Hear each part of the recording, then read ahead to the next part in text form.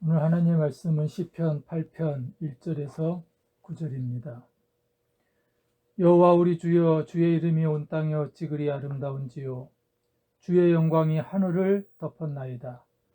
주의 대적으로 말미암아 어린아이들과 젖먹이들의 입으로 권능을 세우시며 이는 원수들과 보복자들을 잠잠하게 하려 하심이니이다. 주의 손가락으로 만드신 주의 하늘과 주께서 베풀어 두신 달과 별들을 내가 보오니 사람이 무엇이기에 주께서 그를 생각하시며 인자가 무엇이기에 주께서 그를 돌보시나이까. 그를 하나님보다 조금 못하게 하시고 영화와 존귀로 관을 씌우셨나이다. 주의 손으로 만드신 것을 다스리게 하시고 만물을 그의 발 아래에 두셨으니 곧 모든 소와 양과 들짐승이며 공중의 새와 바다의 물고기와 바닷길에 다니는 것이니이다. 여호와 우리 주여, 주의 이름이 온 땅에 어찌 그리 아름다운지요. 아멘.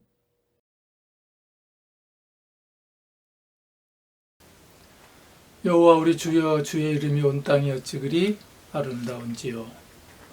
오늘은 시편 8편 말씀을 중심으로 해서 주의 이름만이 위대합니다 라고 하는 말씀을 묵상하고자 합니다. 오늘 시편 8편은 크게 두 단락으로 구분할 수가 있습니다. 1절에서부터 3절까지는 온 우주를 창조하신 하나님에 대한 고백, 그리고 4절로부터 마지막까지는 인간을 지으시고 또 기억하시고 생각하시는 하나님에 대한 묵상입니다. 오늘 시편 8편의 표제어 작은 제목이 나오는데요. 다윗의 시 인도자를 따라 깃딧에 맞춘 노래라고 되어 있습니다. 인도자를 따라 깃딧에 맞춘 노래는 시편에 총 3번 등장합니다. 오늘 시편 8편이고 또 뒤에 81편과 84편이 같은 제목을 갖고 있습니다. 이 깃딧이라고 하는 이 의미는 정확하게 알려져 있지는 않습니다. 포도주나 올리브 기름을 짜는 틀을 뜻하는 가트라고 하는 단어에서 나온 말로 추측을 합니다. 사전에는 검은고 또 수금과 비슷한 어떤 반주용 악기이거나 특정한 리듬이라고 이렇게 되어 있습니다. 깃딧에 맞춘 노래라고 하는 것은 포도주 틀을 밟는 동안에 부르는 노래, 또 포도 따는 결실에 불렀던 노래라고 그렇게 해석합니다. 이스라엘 사람들은 포도즙을 얻기에 포도를 밟을 때는 온 식구들이 함께 들어가서 맨발로 밟았다고 합니다. 맨발로 밟는 것은 씨가 깨지면 포도주에서 쓴맛이 나기 때문에 포도씨가 으깨지지 않기 위해서 그렇게 했다고 합니다. 그렇게 놓고 본다면 오늘 시편 8편과 뒤에 나오는 81편, 84편은 이 포도 밟는 틀에서 포도를 밟으면서 불렀던 그런 노동요의 성격을 우리는 이해할 수 있습니다. 그렇다면 이 시편 8편은 추수의 계절에 놀라운 기쁨으로 하나님께 울려드렸던 감사의 노래, 찬양이라고 할 수가 있습니다. 오늘 1절이 이렇게 시작합니다. 여호와 우리 주여, 주의 이름이 온 땅이 어찌 그리 아름다운지요. 주의 영광이 하늘을 덮었나이다. 하나님의 창조 세계를 찬양하는 이 다윗의 시편은 다윗의 여러 많은 시 중에 아름다운 그런 찬양 중에 하나입니다.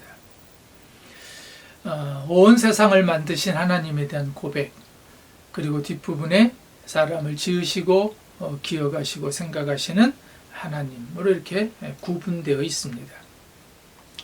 다윗은 참 위대한 인물입니다. 또 우리가 알고 생각하는 것보다 훨씬 깊었던 그런 믿음을 가졌던 인물이라고 이렇게 생각할 수 있습니다. 자연을 보고 온 세상을 보고 하나님을 찬양할 수 있다는 것, 하나님을 고백할 수 있다는 것은 결코 쉬운 일이 아니기 때문에 그렇습니다. 어찌 그리 아름다운지요. 아름답다라고 하는 것은 위대하다라고 하는 그런 의미라고 할 수 있습니다. 이처럼 다윗은 자연, 온 세상을 보면서 그 자연보다 아름다운 세상보다 훨씬 위대하시고 놀라우신 하나님을 고백했던 인물입니다. 우리가 잘 아는 것처럼 다윗은 목동이었습니다. 양떼를 돌볼 때에는 누구보다도 그 누구에게도 주목받지 못하는 삶을 살았던 인물이 다윗입니다. 그런 목동이었던 다윗, 주목받지 못했던 다윗, 그런데 놀랍게도 다윗은 온 우주, 온 세상, 온 자연을 보면서 하나님은 훨씬 더 위대하시고 아름답다라고 하는 고백을 드립니다. 이처럼 다윗은 언제나 또 어느 곳에서나 하나님을 고백하고 하나님께 시선을 두고 있었던 인물입니다. 다윗은 세상의 모든 것에서 하나님의 위대하심을 발견했던 사람입니다. 오늘 1절이 우리에게 주는 귀한 교훈이기도 합니다. 2절에 보면은 주의 대적으로 말미암아 어린아이들과 젖먹이들의 입으로 권능을 세우시며 이는 원수들과 보복자들을 잠잠하게 하려 하심이니이다. 시편은 총 5권 150편으로 구성되어 있습니다. 시편 1편을 시작할 때 설명드렸던 것처럼 우리가 시편을 읽을 때는 모든 성경이 그렇습니다만 앞부분 또 뒷부분을 함께 연결해서 읽으면 성경을 이해하는 데 많은 도움이 됩니다. 시편 1편에서부터 7편을 보면은 하나님 나라 세상으로 나뉘어져 있습니다. 대비되어 있죠. 대결 구도를 가지고 있습니다. 그리고 오늘 본문 시편 8편에서는 이런 하나님과 하나님의 대적 관계가 오늘 2절에 잘 그려져 있습니다. 대적과 어린아이를 대조하고 있습니다. 대적 그리고 어린아이의 이 차이점은 무엇인가요? 대적은 자기 힘만 의지하는 사람입니다. 그러나 아이는 전적으로 누군가의 도움을 받고 있는, 즉 하나님을 신뢰하는 사람의 의미입니다. 우리가 마태복음 18장에 보면은 너희가 어린아이들과 같이 되지 아니하면 결단코 천국에 들어가지 못하리라 이렇게 말씀합니다. 어린아이와 같이 되라 라고 이렇게 말하죠. 이 어린아이와 같이 되라 라고 하는 이 말씀의 의미는 어린이의 순수성 또 어린아이의 선한 삶, 그런 사람만이 천국에 갈 수 있다라고 하는 의미가 아닙니다. 하나님 나라는 스스로 선함이나 자기의 능력이나 또는 자기의 재능 등으로 들어가는 곳이 아니라 누군가의 전적인 도움을 받아서 들어가는 곳이 바로 하나님의 나라라는 의미입니다. 어린아이들은 스스로 힘으로는 살아낼 능력이 없는 존재입니다. 갓난아기가요, 이 농사를 짓고 그리고 스스로 자급자족을 할 수 있는 능력이 없죠. 돈을 벌 수 있는 능력도 없습니다. 철저하게 부모의 도움을 받아야 살아갈 수 있는 게 어린아이입니다. 이와 마찬가지로 하나님의 나라는 자기의 능력, 자기의 어떤 힘, 자기의 의지 이것으로 가는 것이 아니라 수동적으로 들어가는 것입니다. 즉 우리가 하나님 나라의 백성이 된다는 것은 우리의 선함이나 또 우리가 살았던 삶의 내용이나 이것이 아니라 전적으로 하나님의 도움으로만이 갈 수 있는 것, 그것이 바로 마태복음 18장에서 예수님이 말씀하셨던 천국에 들어갈 수 있는 어린아이의 의미입니다. 오늘 본문 2절이 대적과 어린아이를 그렇게 구분하고 있습니다. 이스라엘 백성들은 앞에서 설명드린 것처럼 포도주즙 틀을 안에서 포도를 밟으면서 이 시편 8편을 노래하면서 하나님을 찬양합니다. 하나님이 구체적으로 도와주셨고 건져주셨고 인도해 주셨고 그리고 여기까지 함께해 주셨다라고 하는 사실, 그것을 생각할 때마다 목청껏 하나님을 노래하는 겁니다. 이 시를 지었던 다윗에게는 골리앗과의 싸움에서 하나님이 도와주시고 하나님께서 승리를 주셨던, 자기가 물맷돌을 던져서 골리앗을 무찌른 것이 아니라 전적으로 하나님이 함께 하시고 하나님이 도와주셨다라고 하는 그런 고백을 드렸던 다윗의 심정처럼, 아마도 이스라엘 백성들은 이 시편 8편을 노래하면서 그런 하나님의 도우심을 묵상하고 찬양했던 겁니다. 믿음의 길을 회방하고 가로막는 모든 대적들도 결국은 하나님께서 참잠해 주실 것이다. 이것이 시편 8편을 찬양하고 노래하며 불렀던 이스라엘 백성들, 또 다윗의 고백이었습니다. 다윗은 대적 원수들로부터 모든 것을 물리쳐 주실 하나님을 기대했던 사람입니다. 3절입니다. 주의 손가락으로 만드신 주의 하늘과 주께서 베풀어 두신 달과 별들을 내가 보니. 고대에는 이 별똥별이 떨어지면 누군가가 죽었다고 생각했습니다. 그리고 새 별이 나타나면 어딘가에 새로 누가 위대한 인물이 탄생한 것으로 그렇게 믿었습니다. 이처럼 고대에서는 이 별들의 움직임을 보고서 인간의 운명을 찾아보려고 했던 겁니다. 그러나 다윗은 달랐습니다. 별들을 보고서 인간의 운명에 대해서 생각했던 것이 아니라 하나님의 위대하심, 손가락으로 별들을 만드시고 다스린다고 하는 이 고백을 통해서 그 위대하신 하나님을 생각합니다. 믿음의 사람은 보는 것을 보이는 그대로 믿거나 세상의 기준으로 이해하는 것이 아니라 모든 것을 주관하시는 하나님의 섭리, 또 하나님의 은혜로 고백하는 사람일 것입니다. 하나님의 크고 놀라운 뜻이 숨어 있으며 결국에는 합력하여 선을 이루실 것을, 그 하나님을 고백하는 사람, 이것이 성경이 말하는 믿음의 사람입니다. 다윗은 모든 것을 하나님의 은혜로 고백했던 사람입니다. 4절로부터 9절에는 인간을 만드시고 또 그 인간을 생각하시고 기억하시는 하나님에 대한 내용으로 구성되어 있습니다. 4절입니다. 사람이 무엇이기에 주께서 그를 생각하시며 인자가 무엇이기에 주께서 그를 돌보시나이까. 넓고 높고 큰 우주에 비해서 인간이라고 하는 존재는 참으로 작고 보잘것없는 존재에 불과합니다. 다윗은 인간이 하나님의 관심의 대상이 된다는 사실에 크게 놀라우고 감격하고 있습니다. 우리가 한 가지 아는 것은, 하나님의 마음은 우리 인간이 범죄하고 하나님보다 다른 것을 더 사랑함에도 불구하고 하나님은 우리를 포기하지 않으시고 우리를 구원하시기 위해서 독생자 예수 그리스도를 보내주셨다는 사실입니다. 하나님께서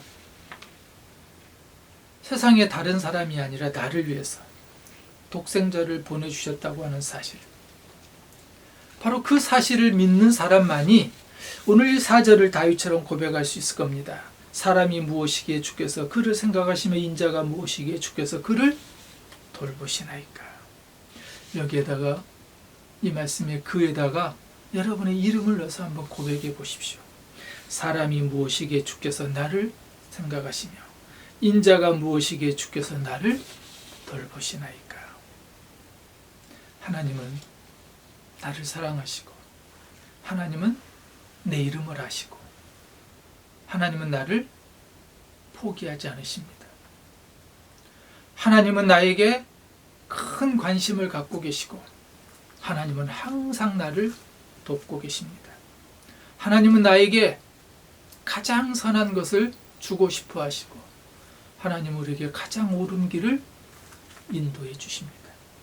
그리고 우리가 잘 되기를 바라시고 또 우리의 걸음을 그렇게 보살펴 주십니다. 오늘 다윗이 노래한 감격과 감사가 그런 고백이었습니다. 다윗은 하나님을 나의 하나님으로 알고 감사했던 사람입니다. 5절에 그를 하나님보다 조금 못하게 하시고 영화와 존귀로 간을 씌우셨나이다. 하나님 앞에 작은 숫자로 1 또는 2가 쓰여져 있고 아래에 보시면 또는 천사라고 이렇게 되어 있을 겁니다. 개역개정은 그를 하나님보다 조금 못하게 하시고 이렇게 번역을 했습니다. 그런데 한글 개역성경에 보면은 그를 천사보다 조금 못하게 하시고로 이렇게 번역했습니다. 그리고 그 아래 또는 하나님이라고 이렇게 되어 있습니다. 하나님보다 조금 못하게 하시고, 이게 성경의 바른 번역입니다.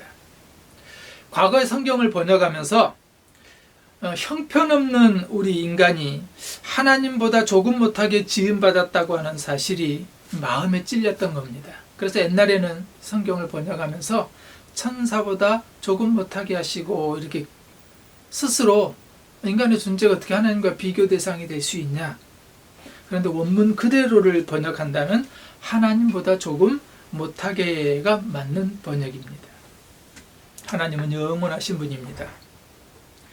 인간을 하나님보다 조금 못하게 지으셨다고 하는 것은 우리 인간을 가장 높여주시는 하나님의 최상의 방법이었습니다.